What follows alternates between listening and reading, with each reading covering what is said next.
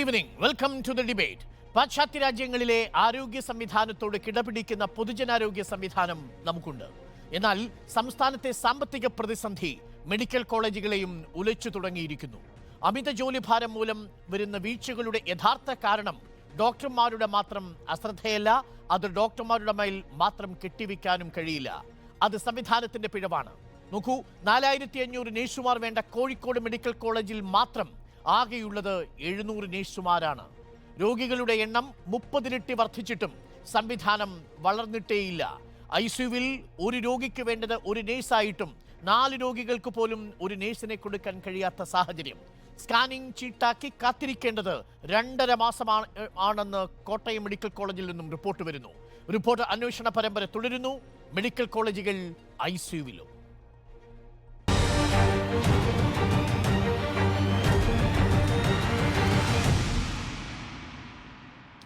സംസ്ഥാനത്തെ 14 ജില്ലകളിലും 14 മെഡിക്കൽ കോളേജുകൾ സ്ഥാപിച്ചിട്ട് കാര്യമുണ്ടോ? ഇല്ലെന്ന് വസ്തുനിഷ്ഠമായി ഉറപ്പിക്കുകയാണ് നിലവിലെ 12 മെഡിക്കൽ കോളേജുകളുടെയും അവസ്ഥ.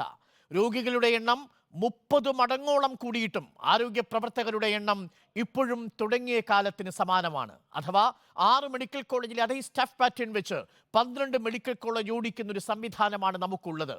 അങ്ങനെയാകുമ്പോൾ കയ്യിലെ ശസ്ത്രക്രിയ നാവിൻ്റെ ശസ്ത്രക്രിയയായി മാറാതിരിക്കുന്നത് എങ്ങനെ? സംസ്ഥാനത്തെ മെഡിക്കൽ കോളേജുകളിൽ പകുതി പോലും ഉദ്ദേശിച്ച നിലവാരത്തിലുള്ളതല്ല. എന്താണ് മെഡിക്കൽ കോളേജുകൾക്ക് വേണ്ടത്? റിപ്പോർട്ടർ അന്വേഷിക്കുകയാണ്. കഴിഞ്ഞ കുറച്ചു വർഷങ്ങളായി 50 ലക്ഷത്തിലധികം രോഗികളാണ് പ്രതിവർഷം സംസ്ഥാനത്തെ 12 മെഡിക്കൽ കോളേജുകളിലുമായി എത്തുന്നത്. എന്നാൽ ഇവിടങ്ങളിലെ ആരോഗ്യ പ്രവർത്തകരുടെ എണ്ണമാകട്ടെ സ്ഥാപിച്ച കാലത്തു നിന്നും അനങ്ങിയിട്ടുമില്ല. 4500 നഴ്സുമാർ വേണ്ട കോഴിക്കോട് മെഡിക്കൽ കോളേജ് പ്രവർത്തിക്കുന്നത് 700 നഴ്സുമാരുമായാണ്. ഈ സാഹചര്യത്തിൽ ആരോഗ്യ അനാസ്ഥ കേസുകളുടെ ഉത്തരവാദിത്തം അതാത് ആരോഗ്യ പ്രവർത്തകരിൽ കെട്ടിവെച്ച് നമുക്ക് കൈ കഴുകാനാകുമോ? പല ഡോക്ടർമാർക്കും ഒരു ദിവസം 20 മേൽ ശസ്ത്രക്രിയ ചെയ്യേണ്ടി വരുന്നു എന്നതാണ് യാഥാർത്ഥ്യം. കോഴിക്കോട് മെഡിക്കൽ കോളേജിന് മാത്രമായി വകുപ്പിൽ നിന്ന് 216 കോടി രൂപ കിട്ടാനുണ്ട് എന്നത് മെഡിക്കൽ കോളേജുകൾ അനുഭവിക്കുന്ന സാമ്പത്തിക പ്രതിസന്ധിയെയും തുറന്നുകാട്ടുന്നു. പ്രൈമറി ആശുപത്രി മുതൽ രോഗികളെ യാതൊരു മാനദണ്ഡവുമില്ലാതെ റഫർ ചെയ്യുന്നു എന്നതാണ് മറ്റൊരു പ്രശ്നം. ജില്ലാ ജനറൽ ആശുപത്രികളിൽ സൂപ്പർ സ്പെഷ്യാലിറ്റി കേഡർ ഇല്ലാത്തതും ഇങ്ങനെ റഫർ ചെയ്യുന്നതിന് കാരണമാകുന്നുണ്ട്. ആരോഗ്യവകുപ്പിന് കീഴിലെ 6000 ജീവനക്കാരിൽ ആകെയുള്ളത് 20 സൂപ്പർ സ്പെഷ്യാലിറ്റി കേഡർ മാത്രം. മലബാറിലെ ജില്ലാ ജനറൽ ആശുപത്രികളിൽ ഒറ്റ സൂപ്പർ സ്പെഷ്യാലിറ്റി കേഡർ പോലുമില്ല. അനസ്തേഷ്യ ഡോക്ടർമാരുടെ എണ്ണത്തിലെ കുറവ്, paediatric surgery, cardio thoracic surgery, plastic surgery എന്നിവയിൽ PG ഡോക്ടർമാർ പ്രവേശനം നേടാത്തത്, ഇ ഹെൽത്ത് സംവിധാനം പൂർണ്ണമാകാത്തത് തുടങ്ങി നീണ്ടുപോകുന്നു കോഴിക്കോട് മെഡിക്കൽ കോളേജ് അടക്കമുള്ളവയുടെ പ്രശ്നങ്ങൾ. Reporter Saniyo, in Reporter, Kozhikode. അതിഥികളായി നമുക്കൊപ്പം പ്രൊഫസർ ഓഫ് ന്യൂറോളജി MES കോളേജിലെ ഡോക്ടർ ഫസൽ ഗഫൂർ ചേരുന്നുണ്ട്. ഒപ്പം തന്നെ KGMCTയിലെ ഡോക്ടർ റോസ്നാര ബീഗം ടി ഉണ്ട്. ആരോഗ്യ വിദഗ്ധൻ ഡോക്ടർ NM അരുണും നമുക്കൊപ്പം ചേരുന്നു. ആദ്യം ഞാൻ ഞങ്ങളുടെ പ്രതിനിധി സാനിയോ മനോമിയിലേക്ക് പോകുന്നു. സാനിയോ മനോമി, കോഴിക്കോട് മെഡിക്കൽ കോളേജിലെയും മറ്റു മെഡിക്കൽ കോളേജിലെയും ആലപ്പുഴ മെഡിക്കൽ കോളേജിലെ അടക്കമുള്ള ചില വീഴ്ചകളെ നമ്മൾ പർവ്വതീകരിക്കുമ്പോഴും യഥാർത്ഥ പ്രശ്നങ്ങൾ നമ്മൾ കാണുന്നുണ്ടോ എന്നൊരു സംശയത്തിൻ്റെ അടിസ്ഥാനത്തിലാണ് നമ്മൾ ഇങ്ങനെ ഒരു അന്വേഷണം തുടങ്ങിയത്.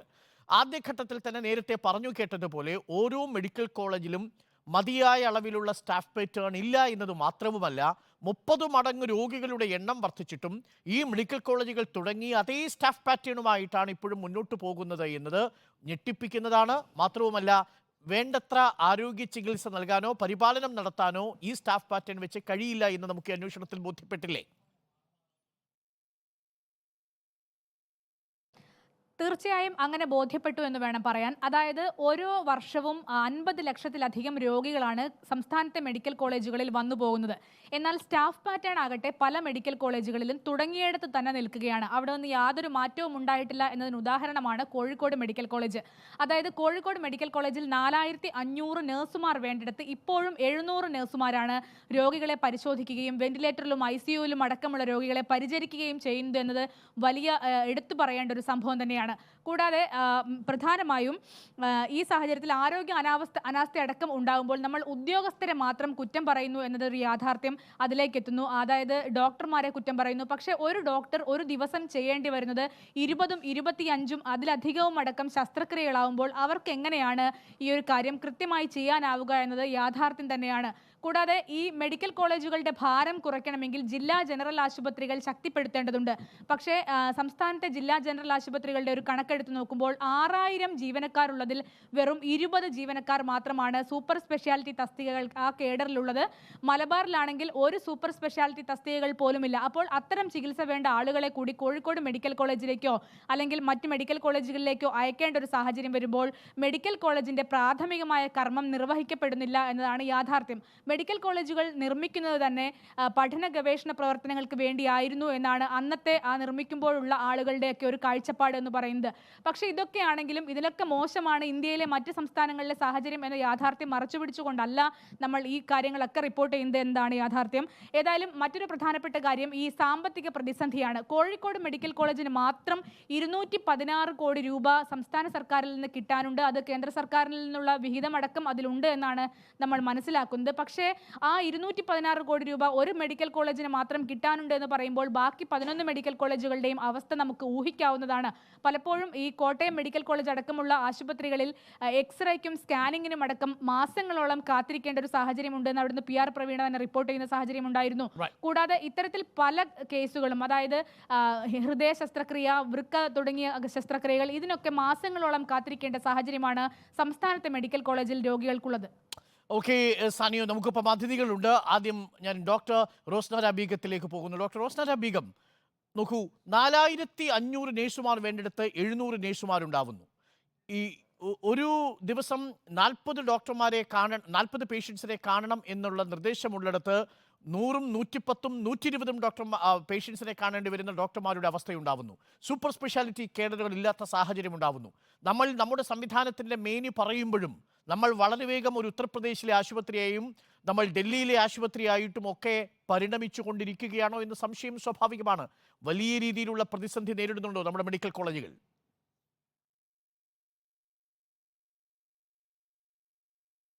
മെഡിക്കൽ കോളേജുകളുടെ പ്രൈമറി ഉദ്ദേശം എന്ന് പറയുന്നത് പുതിയ ഡോക്ടർമാരെ വാർത്തെടുക്കുക എന്നുള്ള, അവരുടെ ട്രെയിനിങ്ങിനാണ് പ്രൈമറി ഇമ്പോർട്ടൻസ് കൊടുക്കേണ്ടതെന്നാണ്.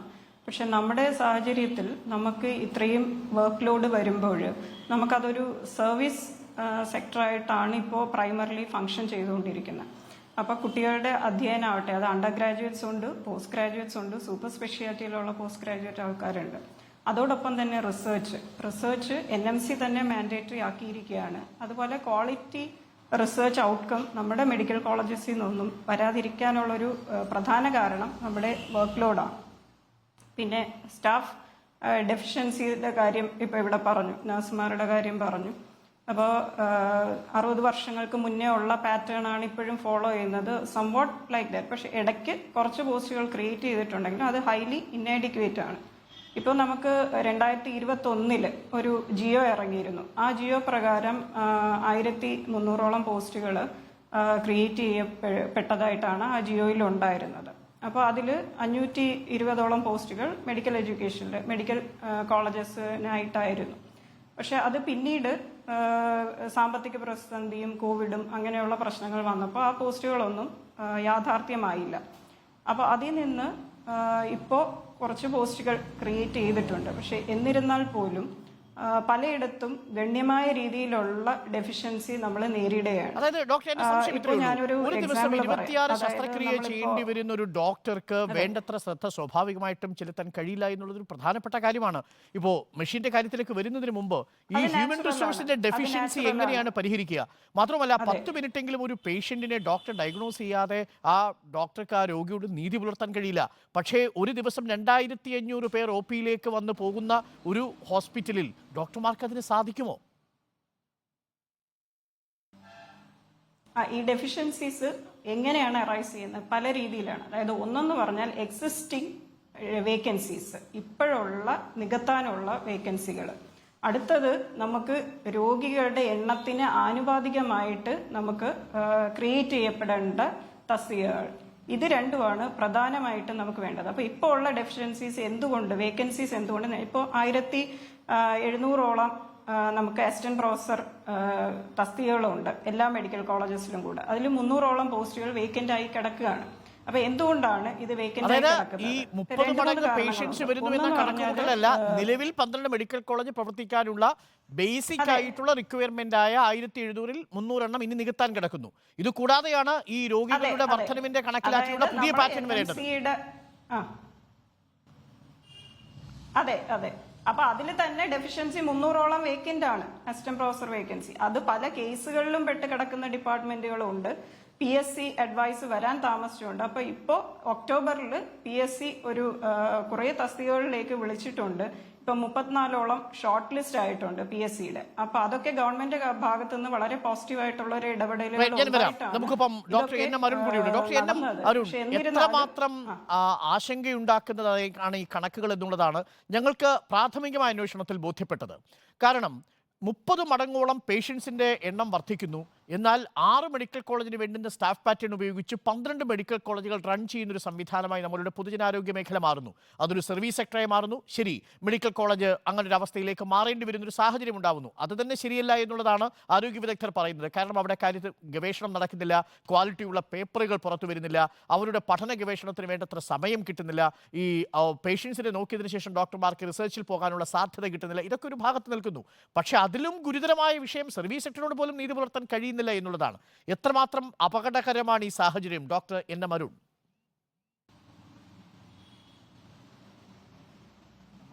കേരളം നമ്പർ 1, ആരോഗ്യ മേഖലയിൽ നമ്പർ 1 എന്ന് പറഞ്ഞുകൊണ്ടിരിക്കുന്നുണ്ടെങ്കിലും സത്യത്തിൽ നമ്മൾ വളരെ വളരെ പിന്നിലാണ്. നമ്പർ 1 എന്ന് പറയുന്നത് നമ്മൾ കോമ്പീറ്റ് ചെയ്യുന്നത് വളരെ വളരെ മോശപ്പെട്ട മറ്റ് സംസ്ഥാനങ്ങൾ കൊണ്ടായതുകൊണ്ടാണ് നമ്മൾ നമ്പർ 1 ആയിട്ടുള്ളത്.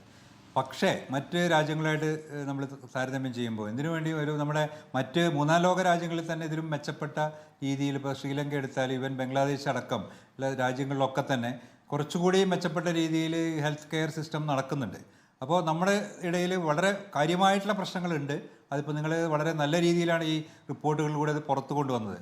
നമ്മൾ വെറുതെ നമ്പർ 1 എന്ന് പറഞ്ഞിട്ട് കാര്യമില്ല. നമ്മൾ നമ്പർ 1 ആവാൻ കാരണം, ശരി, ആരോഗ്യ സൂചികൾ നമ്പർ 1 ആവുന്ന മറ്റ് പല കാരണങ്ങൾ കൊണ്ടാണ്.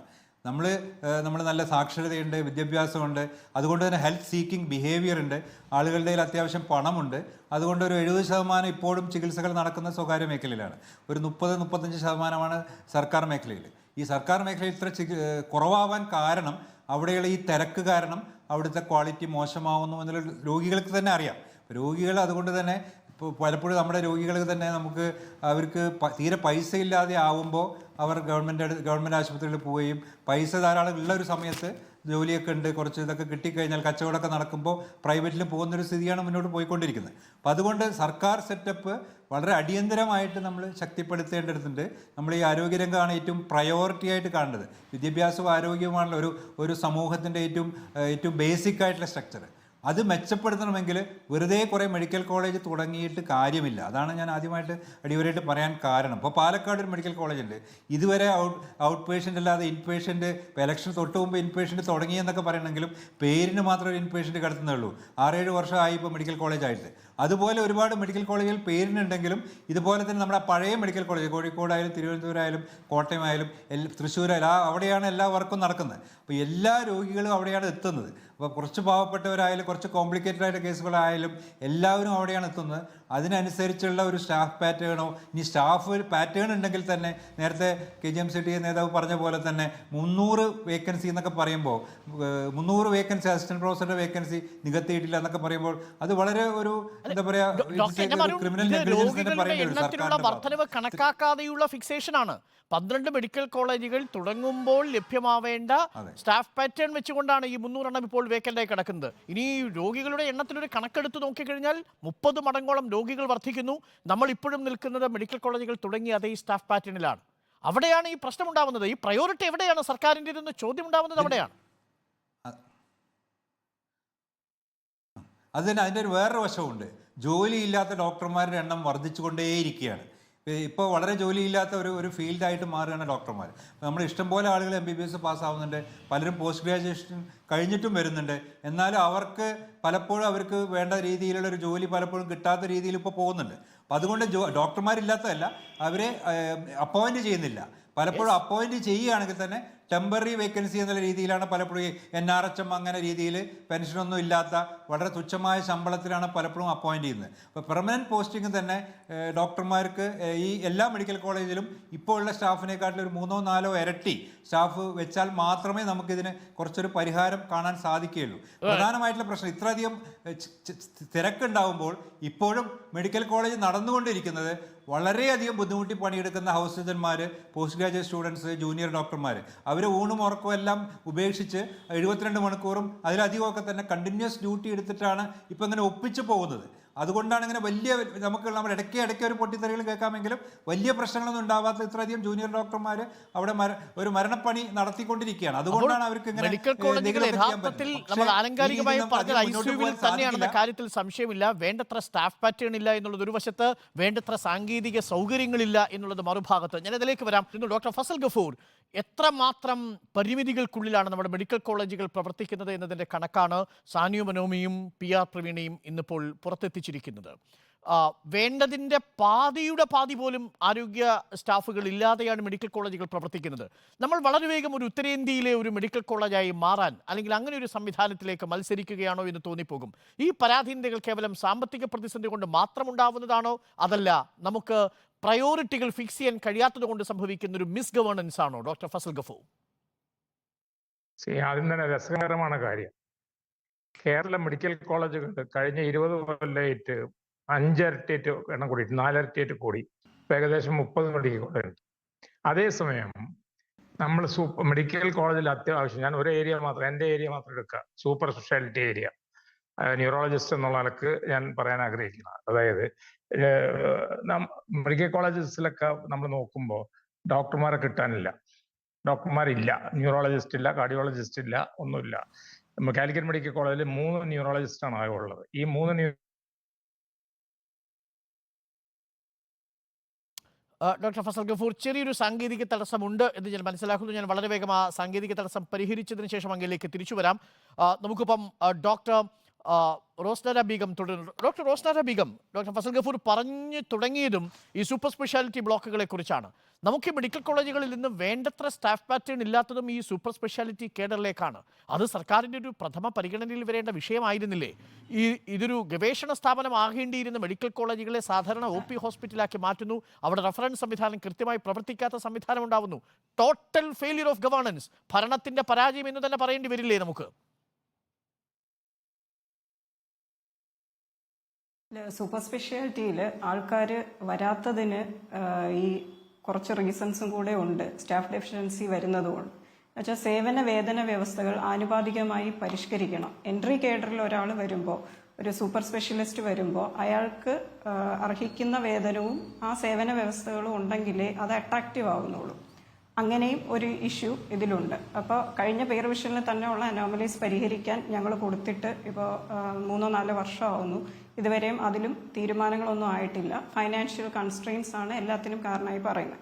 പിന്നെ ഈ ഒഴിഞ്ഞു കിടക്കുന്ന വേക്കൻസീസിൽ ടെമ്പററി ആയിട്ടെങ്കിലും PSC അപ്പോയിൻമെന്റ് വരുന്നത് വരെ ടെമ്പററി ആയിട്ടെങ്കിലും ആളെ എടുക്കാമെന്ന് വെച്ച് കഴിഞ്ഞാലും ഇപ്പോൾ 70,000 രൂപയാണ് ഒരു അസിസ്റ്റന്റ് പ്രൊഫസർ പോസ്റ്റിലേക്ക് വിളിക്കുന്നത്. ഒരു സൂപ്പർ സ്പെഷ്യാലിറ്റി കഴിഞ്ഞ ഒരാൾക്ക് 70,000 രൂപയ്ക്ക് വിളിച്ചാൽ ആര് വരും?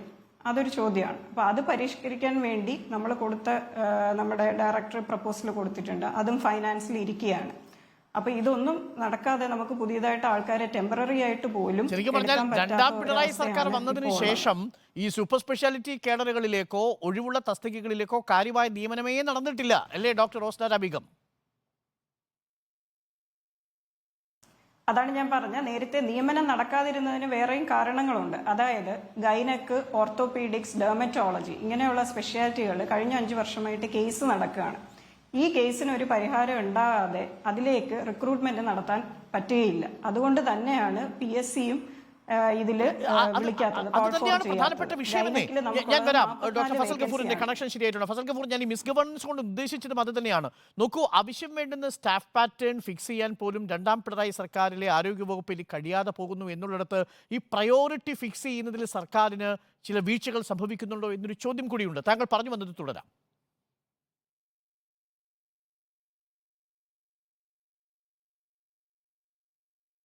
എനിക്ക് തോന്നുന്നു ഡോക്ടർ ഫസൽ ഗഫൂർ മഴയുടെ ഒരു പ്രശ്നം കൊണ്ടായിരിക്കാം, സാങ്കേതിക തടസ്സമുണ്ട്, അങ്ങയുടെ സൂം കണക്ഷൻ കട്ടായിട്ടുണ്ട്. ഞാൻ ഡോക്ടർ എൻ എം അരുണിലേക്ക് ഒരിക്കൽ കൂടി വന്നു. ഡോക്ടർ എൻ എം അരുൺ, ഞാൻ നേരത്തെ സൂചിപ്പിച്ചതും ഇതാണ്. ഇപ്പോൾ കോട്ടയം മെഡിക്കൽ കോളേജിൽ സ്കാനിങ്ങിന് വേണ്ടി ഒരു രോഗി ചീട്ടെടുത്ത് 2.5 മാസം കാത്തിരിക്കേണ്ടി വരുന്ന സാഹചര്യമുണ്ട്. ഇതെങ്ങനെ ഒഴിവാക്കാൻ സാധിക്കുമെന്നുള്ളതല്ലേ സർക്കാരിൻ്റെ ആദ്യ പരിഗണന ഉണ്ടാവേണ്ടത്? പലതരത്തിലുള്ള വികസന പദ്ധതികളെക്കുറിച്ചൊക്കെ നമ്മൾ സംസാരിക്കുമ്പോഴും ബാക്കിയെല്ലാം വെയിറ്റ് ചെയ്യാം, ബട്ട് നോട്ട് ഹെൽത്ത്. ആരോഗ്യമേഖലയിൽ ഇത്തരത്തിലുള്ള വലിയ രീതിയിലുള്ള കാലതാമസം ഉണ്ടാവുന്നത് രോഗികളുടെ ജീവൻ നഷ്ടപ്പെടുത്തുന്നത് മാത്രമല്ല, ഈ ആരോഗ്യ സ്ഥാപനങ്ങളുടെ പൊതുജനാരോഗ്യ സംവിധാനത്തെ തന്നെ അട്ടിമറിക്കും. അപ്പോൾ ഇതൊരു മിസ് ഗവേണൻസിന്റെ പട്ടികയിൽ തന്നെ പെടുത്താൻ കഴിയില്ലേ അരുൺ? ഇതിൽ ഒരു കാര്യം ഞാൻ പറയാം. ഈ വെയിറ്റിങ്ങിൻ്റെ പീരീഡ്, ഇപ്പോൾ വെയിറ്റിങ്ങിൻ്റെ പീരീഡ് പല യൂറോപ്യൻ രാജ്യങ്ങളിലും ഒക്കെ തന്നെ വെയിറ്റിംഗ് പീരീഡ് ഉണ്ട്. പക്ഷെ അവിടെ പ്രയോറിറ്റൈസേഷൻ നടക്കും. അതാത് കേസുകളുടെ പ്രയോറിറ്റിക്ക് അനുസരിച്ചായിരിക്കും അതിൻ്റെ വെയിറ്റിംഗ് പീരീഡ്. ഇപ്പോൾ വളരെ എമർജൻസി ആയിട്ടൊരു ബ്രെയിൻ ട്യൂമറാണ്, പെട്ടെന്ന് സ്പ്രെഡ് ചെയ്യുന്ന സാധനമാണ് എങ്കിൽ ഉടനെ തന്നെ MRI ചെയ്യും. ഓക്കെ, എന്നാൽ ഒരു ഹെർണിയ സർജറി അല്ലെങ്കിൽ ചിലപ്പോൾ ഒരു കാറ്ററാക്ട് സർജറി ചിലപ്പോൾ വെയിറ്റ് ചെയ്യേണ്ടി വരാം. അതുപോലെ തന്നെ ഒരു വളരെ കാര്യമായ സിംറ്റംസ് ഒന്നും ഇല്ല എങ്കിൽ ഒരു നടുവേദന മാത്രമേ ഉള്ളൂ, പേഷ്യൻറ്റിന് വലിയ പ്രശ്നങ്ങളൊന്നും ഇല്ലാത്ത ഒരാളുടെ ഒരു MRI ചിലപ്പോൾ 3 മാസം കഴിഞ്ഞിട്ടാണ് UK എടുക്കാൻ പറ്റുള്ളൂ. പക്ഷേ വളരെ എമർജൻസി ആയിട്ട് ഒരു ഇഞ്ചുറിയാണ് വിചാരിക്കും, റോഡ് ട്രാഫിക് ആക്സിഡൻ്റ് ആണ്, ഇമ്മീഡിയറ്റ്ലി തന്നെ എടുക്കും. അപ്പോൾ നമ്മുടെ ഇവിടെ ആ പ്രയോറിറ്റൈസേഷൻ പലപ്പോഴും നടക്കുന്നില്ല. അപ്പോൾ നമ്മുടെ ഇവിടെ കയ്യൂക്കുള്ളവന് അല്ലെങ്കിൽ കയ്യിൽ ഒരു എന്താ പറയുക അധികം ഒരു കണക്ഷൻസ് ഉള്ള ആളുകൾ അല്ലെങ്കിൽ പൈസയുള്ള ആളുകൾക്കൊക്കെ തന്നെ പ്രയോറിറ്റി അവർക്ക് പെട്ടെന്ന് സാധനങ്ങൾ നടക്കുകയും അല്ലാത്തവർക്ക് കിട്ടാതിരിക്കുകയും ചെയ്യുന്ന സംഭവം എനിക്ക് തോന്നുന്നു മെഡിക്കൽ കോളേജുകളിൽ സർക്കാർ ആശുപത്രികളിലൊക്കെ ഉണ്ട്. നിർഭാഗ്യവശാൽ അങ്ങനെയാണ്. നമ്മളെപ്പോഴും ക്യൂ നിന്ന് പഠിച്ച ശീലമില്ല നമുക്ക്. അതുകൊണ്ട് പ്രയോറിറ്റൈസേഷൻ ഇമ്പോർട്ടൻ്റ് ആണ്. ശരിയാണ്, ഇത്ര വലിയൊരു വെയിറ്റിംഗ് ലിസ്റ്റ് ഉണ്ടാവാൻ പാടില്ല. എന്നാൽ വളരെ തീരെ പ്രാധാന്യം കുറവുള്ള വളരെ വെയിറ്റ് ചെയ്യാൻ പറ്റിയ കേസുകൾ വെയിറ്റ് ചെയ്യുകയും വേണം. ഇപ്പോൾ നേരത്തെ തന്നെ നമ്മൾ ആ പീഡിയാട്രിക് സർജറിയിലെ പ്രശ്നങ്ങൾ നമ്മൾ കണ്ടല്ലോ. പീഡിയാട്രിക് സർജറിയിലെ അന്ന് ചെയ്ത 21 കേസിൽ എത്ര കേസ് പെട്ടെന്ന് ചെയ്യേണ്ടതായിരുന്നു, എത്ര കേസ് മെല്ലെ ചെയ്യേണ്ടതായിരുന്നു നമ്മളന്ന് പ്രയോറിറ്റൈസ് ചെയ്യണം. ഇപ്പോൾ 6ാം വരലൊരു പ്രയോറിറ്റി അല്ല, എന്നാൽ നാവിൻ്റേത് കുറച്ചുകൂടി ഒരു പ്രയോറിറ്റിയാണ്. അപ്പോൾ ആ രീതിയിൽ പ്രയോറിറ്റൈസ് ചെയ്യണം. അപ്പോൾ 6ാം വരലിൽ വന്ന ആ കുട്ടിക്ക് പിറ്റേ ദിവസത്തിൻ്റെ ഡേറ്റ് കിട്ടി. അപ്പോൾ ശരിക്കും പറഞ്ഞാൽ അത്ര നേരത്തെ കൊടുക്കേണ്ട കാര്യമില്ല. ഇത്രയധികം കേസുകൾ നമ്മൾ ചെയ്യേണ്ട കാര്യമില്ല. നമ്മൾ ഒരു 10 കേസ് ചെയ്യാം, ശരി, ഓക്കെ. 21 കേസ് എന്നൊക്കെ പറയുമ്പോഴേക്കും അത് വളരെ ഓവറാവുകയാണ്. അപ്പോൾ നമ്മൾ ആ പ്രയോറിറ്റൈസേഷൻ കൃത്യമായിട്ട് ചെയ്യാനൊരു സംവിധാനം കൂടി നമ്മുടെ ഇവിടെ വേണം. ഇപ്പോൾ ഹെൽത്ത് സർവീസ് ഇപ്പോൾ കംപ്ലീറ്റ് ആയിട്ട് ഹെൽത്ത് ഗവൺമെൻറ് സെക്ടറിലുള്ള വെസ്റ്റേൺ യൂറോപ്യൻ രാജ്യങ്ങളിലൊക്കെ തന്നെ ഇതുണ്ട്, വെയിറ്റിംഗ് പീരീഡ് ഉണ്ട്. പലപ്പോഴും അവിടെയുള്ള ആളുകൾ കാറ്ററാക്റ്റൊക്കെ നമ്മുടെ അവിടെ നാട്ടിൽ വന്ന് ചെയ്ത് പോകുന്നൊക്കെ ഉണ്ട്. ഓക്കെ, ശരി, അത് പക്ഷേ ആ വെയിറ്റിംഗ് പീരീഡ് അക്സെപ്റ്റബിൾ ആണെന്നാണ് ഞാൻ പറഞ്ഞത്. പക്ഷേ എമർജൻസി കേസുകൾ അവിടെ സൗജന്യമായിട്ട് ഫ്രീ ആയിട്ട് ബെസ്റ്റ് ക്വാളിറ്റിയിൽ ചെയ്ത് കൊടുക്കുകയും ചെയ്യും. നമ്മുടെ ഇവിടെ ഇപ്പോൾ തന്നെ മെഡിക്കൽ കോളേജ് ഇത്രയധികം തിരക്ക് വരാൻ കാരണം എല്ലാ ജില്ലാ ആശുപത്രിയിൽ നിന്നും എല്ലാ ആശുപത്രിയിൽ നിന്നുള്ള കേസുകൾ വെറുതെ അവിടെ പോവുകയാണ്. ഒരു കാര്യമൊന്നുമില്ല. മെഡിക്കൽ കോളേജിൽ പോകേണ്ട കാര്യമില്ലാത്ത, എനിക്ക് തോന്നുന്നു മെഡിക്കൽ കോളേജിൽ OP യിൽ നിൽക്കുന്ന ഒരു 50% അല്ലെങ്കിൽ 70% ആളുകൾ അവിടെ മെഡിക്കൽ കോളേജിൽ പോയി ചികിത്സിക്കേണ്ട കാര്യമില്ല. വളരെ പ്രധാനപ്പെട്ട ഒരു കാര്യം കൂടി ഈ ചർച്ചയുടെ അവസാനിക്കുന്നതിന് മുമ്പ് എനിക്ക് നിങ്ങളുടെ അഭിപ്രായം വേണം. അതിന് മുമ്പ് ഡോക്ടർ ഫസൽ ഗഫൂറിലേക്ക് ഒരിക്കൽ കൂടി. ഡോക്ടർ ഫസൽ ഗഫൂർ, കണക്ഷൻ ശരിയായി എന്നാണ് ഞാൻ വിശ്വസിക്കുന്നത്. താങ്കൾക്ക് തുടരാം. എൻ്റെ ചോദ്യം, സൂപ്പർ സ്പെഷ്യാലിറ്റി കേഡറിലേക്ക് അപ്പോയിൻമെന്റുകൾ നടക്കുന്നില്ല എന്നുള്ളത് സർക്കാരിൻ്റെ പ്രാഥമിക പരിഗണനയിൽ ആരോഗ്യമേഖല വരാത്തത് കൊണ്ടാണോ എന്നാണ്.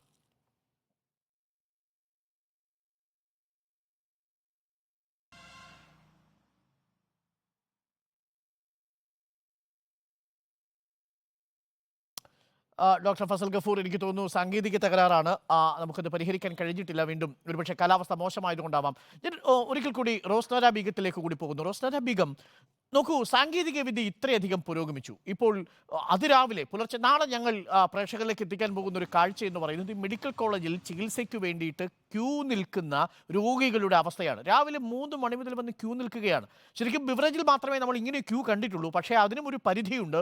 അതിനും അപ്പുറമാണ് സർക്കാരിൻ്റെ അടിസ്ഥാന സേവന മേഖല ലഭിക്കാൻ വേണ്ടി മണിക്കൂറുകളോളം വന്ന് ഈ ക്യൂ നിൽക്കേണ്ടി വരുന്ന പേഷ്യൻസ് ഉണ്ടാവുന്നു.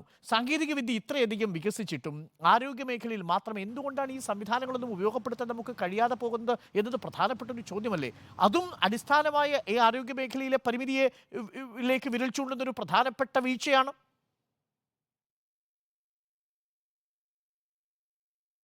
ഇതിലിപ്പോൾ ഹെൽത്ത് സംവിധാനം പല കോളേജുകളിലും നടപ്പിലാക്കിയിരുന്നു. ഇപ്പോൾ തിരുവനന്തപുരം മെഡിക്കൽ കോളേജിലും ഹെൽത്ത് സംവിധാനമുണ്ട്. അതനുസരിച്ച് നമ്മൾ ഫോളോ അപ്പിന് വേണ്ടി ഡോക്ടർ തന്നെയാണ് ടോക്കണും ഡേറ്റും കൊടുക്കുക. അവർ ഡയറക്റ്റ് അവർക്ക് OP യിൽ വരാൻ പറ്റും. പിന്നെ ന്യൂ കേസസ് മാത്രമാണ് നമ്മൾ ഡയറക്റ്റ് വന്ന് റെഫറൽ ചീട്ട് കാണിച്ചതിന് ശേഷമേ OP ചീട്ട് കൊടുക്കാറുള്ളൂ. അപ്പോൾ പുതിയ രജിസ്ട്രേഷനാണ് ശരിക്കും പറഞ്ഞാൽ അവിടെ ക്യൂ നിൽക്കേണ്ടി വരുന്നത്. ഫോളോ അപ്പിനുള്ള സംവിധാനം അക്ഷയ കേന്ദ്രങ്ങൾ വഴി വരെ ടോക്കൺ എടുക്കാനുള്ള സംവിധാനം e-healthൽ ഒരുക്കിയിട്ടുണ്ട്. അത് എല്ലാ കോളേജിലും പ്രാവർത്തികമായിട്ടുണ്ടാവില്ല.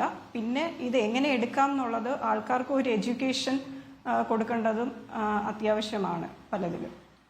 ഈ ഡോക്ടർ അരുണനം, എന്തുകൊണ്ടായിരിക്കും ഇതിനൊക്കെ ഒരു പ്രാഥമിക പരിഗണന നൽകാതെ പോകുന്നത്? ശരിയാണ്, നിപ്പയെ നമ്മൾ പ്രതിരോധിച്ചു. കോവിഡ് കാലത്ത് നമ്മൾ എമർജൻസി മെഡിസിനുമായി ബന്ധപ്പെട്ട്, കമ്മ്യൂണിറ്റി മെഡിസിനുമായി ബന്ധപ്പെട്ട് വളരെ സ്തുത്യർഹമായ സേവനം നടത്തി. അതിന് സിവിൽ സൊസൈറ്റി സഹകരിച്ചു.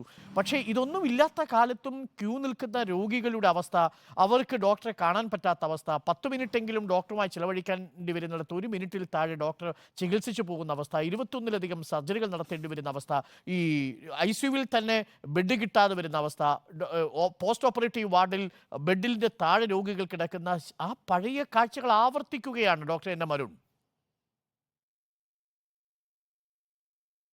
പ്രയോറിറ്റിയുടെ വ്യത്യാസം തന്നെയാണ്. നമ്മൾ അത്ര പ്രയോറിറ്റൈസ് ചെയ്യുന്നില്ല ഹെൽത്ത് എന്ന് എനിക്ക് തോന്നുന്നു. അതുകൊണ്ട് തന്നെയാണ് ഇതിങ്ങനെ വരുന്നത്.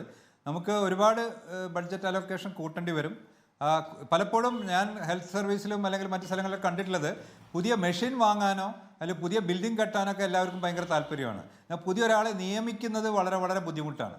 പലപ്പോഴും വലിയ വലിയ കെട്ടിടങ്ങൾ കെട്ടുകയും വലിയ വലിയ മെഷീനുകളൊക്കെ വാങ്ങിച്ചു വെക്കുകയും, പക്ഷെ അത് ഓപ്പറേറ്റ് ചെയ്യാനുള്ള ഒരാളെ, ഇപ്പോൾ ഒരു ടെക്നീഷ്യൻ ആയിക്കോട്ടെ, ഡോക്ടർ ആയിക്കോട്ടെ, ആവശ്യത്തിന് സ്റ്റാഫ്, പേരിന് ഒരാളെയൊക്കെ നിയമിക്കും, അയാൾ ലീവ് എടുത്ത് പോയി കഴിഞ്ഞാൽ 10 ദിവസം ആ പരിപാടി നടക്കില്ല.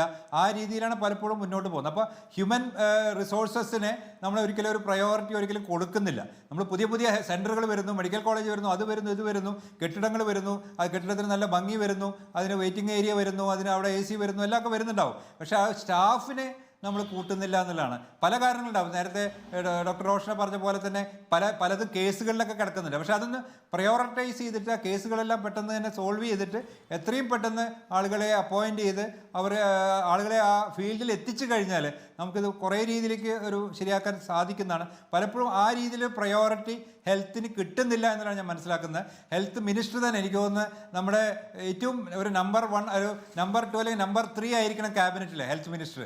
ആ ഹെൽത്ത് മിനിസ്റ്റർക്ക് അത്രയും ഒരു പവർ ഉണ്ടാവും. അപ്പോൾ അങ്ങനെ ഒരു ഹെൽത്ത് മിനിസ്റ്റർ നമുക്ക് കിട്ടുകയാണെങ്കിൽ ആ രീതിയിലേക്ക്, ഇപ്പോൾ ഫൈനാൻസിലെയും അല്ലെങ്കിൽ ചീഫ് മിനിസ്റ്ററൊക്കെ ഇന്ന കാര്യങ്ങൾ പറഞ്ഞ് പഠിപ്പിച്ച് ഇതെല്ലാം വേണം എന്നുള്ളതിൻ്റെ പ്രയോറിറ്റി പറഞ്ഞു കൊടുക്കാൻ സാധിച്ചു കഴിഞ്ഞാൽ നമുക്ക് കുറച്ചൊക്കെ ചേഞ്ച് വരുത്താൻ സാധിക്കും. നമ്മൾ ഹ്യൂജ് എക്സ്പെൻഡിച്ചറാണ്, അത് ശരിയാണ്. നമുക്ക് സാമ്പത്തികമായിട്ട് പല പ്രശ്നങ്ങൾ ഉണ്ടാവാം. നേരത്തെ ഡോക്ടർ റോഷൻ പറഞ്ഞ പോലെ തന്നെ ഡോക്ടർമാർക്ക് കൂടുതൽ ശമ്പളം കൊടുക്കേണ്ടി വരും, അല്ലെങ്കിൽ പ്രൈവറ്റുകാരുമായിട്ടാണ് നമ്മൾ കോമ്പറ്റ് ചെയ്യുന്നത്. ഇപ്പോൾ പ്രൈവറ്റ് സെക്ടറിൽ കുറച്ച് കൂടുതൽ ശമ്പളം കിട്ടുകയാണെങ്കിൽ സൂപ്പർ സ്പെഷ്യലിസ്റ്റുകൾ അവിടെ പോകും. അതുപോലെ തന്നെ പലപ്പോഴും പോസ്റ്റ് ഗ്രാജുവേറ്റ് സ്റ്റുഡൻസ് തന്നെ പല സ്ഥലത്തും ഇല്ല. കാർഡിയോതൊറാക്സ് സർജറി, പീഡിയാട്രിക് സർജറി, ഇതിലൊന്നും പോസ്റ്റ് ഗ്രാജുവേറ്റ് സ്റ്റുഡൻസ് തന്നെ വരുന്നില്ല. പ്രധാനമായിട്ടുള്ള കാരണം അവിടെയൊക്കെ തന്നെ അത്ര ലുക്രേറ്റീവ് അല്ല. നമ്മൾ അത്രയും പഠിക്കുമ്പോൾ അത്രയധികം റിസ്ക് എടുത്ത് പഠിച്ച് 10 വർഷമൊക്കെ പഠിച്ചു കഴിഞ്ഞിട്ട് നമുക്ക് കിട്ടുന്നത് വളരെ തുച്ഛമായിട്ടുള്ള എമൗണ്ടാണ്, റിസ്ക് വളരെ ഹൈ ആണ്. അപ്പോൾ അങ്ങനെയുള്ള ഏരിയയിൽ ഡോക്ടർമാർ വരുന്നില്ല. അങ്ങനെയൊക്കെ വരുന്നുണ്ട്. അപ്പോൾ അവിടെയൊക്കെ ഗവൺമെൻറ്റാണ് സപ്പോർട്ട് ചെയ്യേണ്ടത്, സ്റ്റേറ്റ് ആണ് സപ്പോർട്ട് ചെയ്യേണ്ടത്, സൊസൈറ്റിയാണ് അങ്ങനെയുള്ള ഡോക്ടർമാരെ സപ്പോർട്ട് ചെയ്യേണ്ടത്. ആ രീതിയിലേക്ക് ഒരു സമൂഹം വികസിക്കേണ്ട ഒരു ആവശ്യമുണ്ട്. Doctor N. M. Arun, thank you doctor Rosnara Begum, thank you doctor Fazal ഗഫൂറിന് ചർച്ചയിൽ സാങ്കേതിക തകരാറ് കാരണം പങ്കെടുക്കാൻ സാധിച്ചില്ല. എങ്കിലും ചർച്ചയിൽ പങ്കെടുത്തതിന് എല്ലാവർക്കും നന്ദി. നമുക്ക് പ്രാഥമിക പരിഗണന വേണ്ടത് ആരോഗ്യമേഖലയാണെന്ന കാര്യത്തിൽ സംശയമേയില്ല. ഒരു കെട്ടിടത്തിനോ അല്ലെങ്കിൽ മറ്റേതെങ്കിലും തരത്തിലുള്ള ഗതാഗത സംവിധാനത്തിനോ അല്പം താമസിച്ചാലും കുഴപ്പമില്ല. പക്ഷേ ഇപ്പോൾ വർഷങ്ങളായി നിയമനം നടത്താത്ത പോസ്റ്റുകളുണ്ട്. കേരളത്തിൽ ആരോഗ്യമേഖലയിൽ 4500 നഴ്സുമാർ വേണ്ടിടത്തുള്ളത് 700 നഴ്സുമാർ മാത്രം. 30 ഇരട്ടിയായി രോഗികളുടെ എണ്ണം വർദ്ധിക്കുമ്പോഴും പഴയ അതേ ഡോക്ടർമാരുടെയും നഴ്സുമാരുടെയും അവസ്ഥയിൽ തുടരുന്നു. നമ്മളുടെ മെഡിക്കൽ കോളേജുകൾ ICUവിലാകാൻ പാടില്ല. മെഡിക്കൽ കോളേജുകളെക്കുറിച്ചുള്ള അന്വേഷണ പരമ്പര തുടരും. യഥാർത്ഥത്തിൽ ഡോക്ടറുടെ ചുമലിൽ ഒരു പിഴവ് വെച്ചുകെട്ടി രക്ഷപ്പെടുകയല്ല വേണ്ടത്. സംവിധാനത്തിൻ്റെ പിഴവ് എവിടെയാണെന്ന് നമ്മൾ കണ്ടെത്തി അതിനടിയന്തരമായി ചികിത്സ നൽകുകയാണ് വേണ്ടതെന്ന് ഓർമ്മിപ്പിക്കുന്നു.